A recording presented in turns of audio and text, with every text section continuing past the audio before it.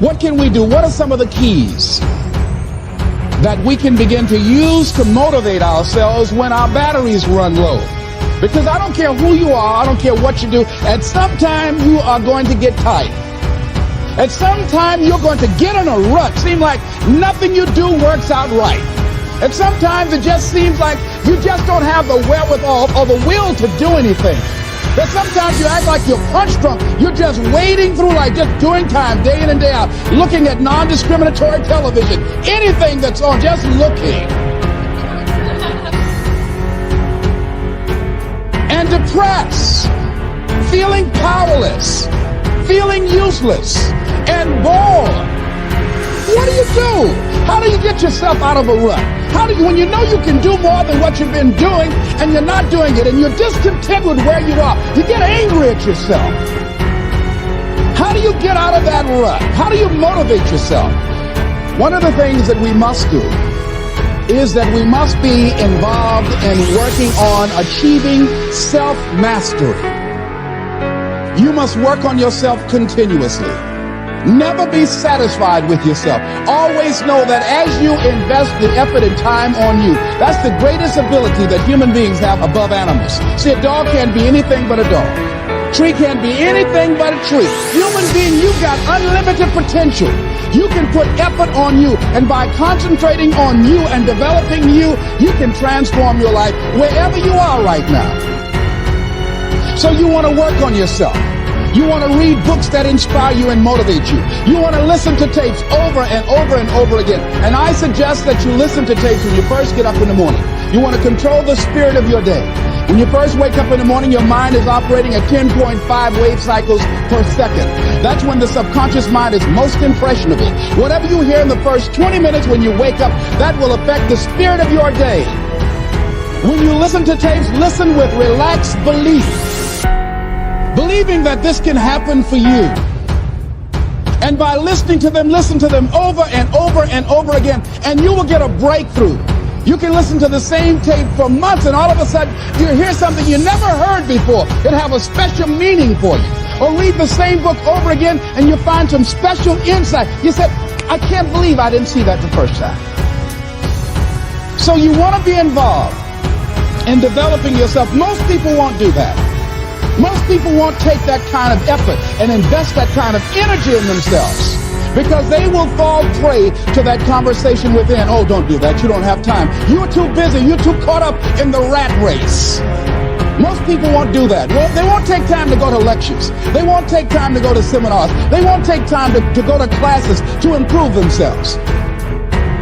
And as you continue to work on yourself, you will begin to expand your vision of yourself.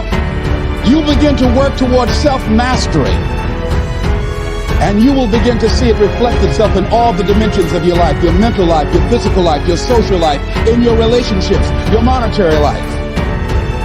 So concentrate on developing yourself, because if you don't, I guarantee you that you will make a settlement, and most people have, and most of us already have. What kind of settlement have you made with your life? You know, when we make settlements, out-of-court settlements, you've heard them? That means that you decided to take something less than what you originally wanted to get had you gone into court. And the reason that you settled outside of court is because you didn't believe that you can get it. So you made an out-of-court settlement. Many of us are making in-life settlement. We're settling for less than what we actually deserve. We don't feel good about it, but we make it work in our minds. We'll come up with some kind of excuse to make it all right. What kind of settlement have you made with your life? Many of us settle for less than what we want out of relationships because we don't have the courage to change them. Next thing is that you want to monitor your inner conversations. The things that you say to yourself. You want to watch them, and in watching them, you want to take charge. A friend of mine told me this evening, and she did it excellently. She said, I didn't want to come tonight. I was feeling so depressed. And I said, I'm going anyhow. See, that was the conversation. Oh, you really don't feel like it. You really don't need to do it. You don't really need to read anything. Forget all that. That's that inner conversation. Oh, you don't need to worry about trying to go into your own business. Forget that. You can't do that. What if you lose everything you've got? That inner conversation that stops you from doing the things you want to do less, don't do that. How can you possibly think about being a motivational speaker? You don't have the contacts, you don't have the money, you don't know the right people, you're going to get up there and your mind's going to go blank. Forget all that. You remember that time you got up before some people and you panicked? You stood up and your mind sat down? Don't you remember? And I said, yes. And then I said, shut up. So you got to learn to stand up to yourself inside yourself. And short circuit, override that conversation that's always going on. 85% of what that conversation will tell you is negative. It's negative. It will tell you you're tired when you really are not tired. It will tell you you can't do it. It will fill you with fear. So you've got to watch that conversation. And when you find it going on, you've got to stand up to it and say, I'm going to do this anyhow. I'm afraid, but I'm afraid not to do it. And I'm not going to let you stop.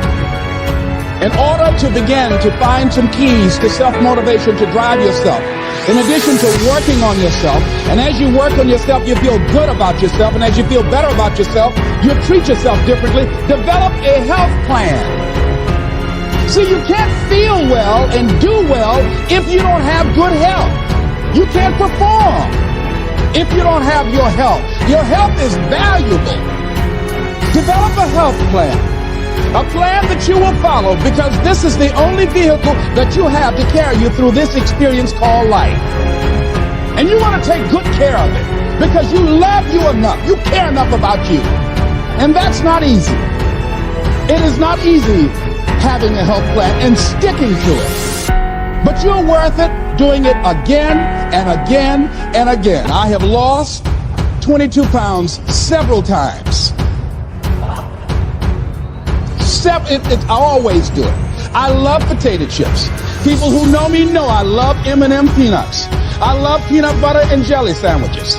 I love my mother's sweet potato pie. I love this. It's not always on my health plan, but I put it on there sometimes. I said life is too short to go without sweet potato pie. If I go tonight, I want you to slip a slice of sweet potato pie in my casket. And watch the smile on my face. Next thing is, as you take care of yourself, the next key is keys to motivation, to self-motivation. You want to live life with energy and passion. You want to make a conscious effort to be lively. See, in life, you either saying hello or goodbye. You either on the way or in the way. Leave dead people alone. Some folks just walking around looking saying, how you doing, honey? Stay away from these people. Just go away from them. It affects you. The biggest challenge that you will have in life is you. There's an old African proverb that says, if there's no enemy within, the enemy outside can do us no harm. The next thing that is a key to self-motivation is that you've got to ask yourself, what do I want out of life? What do you want out of life? What do you want out of a job? What do you want out of a career? What do you want out of a relationship? What do you want? What gives you your life? How will you know when you got it? What will make you happy? You need to know. You need to start asking yourself some questions. What do I really, really, truly want? You need to be exact about that.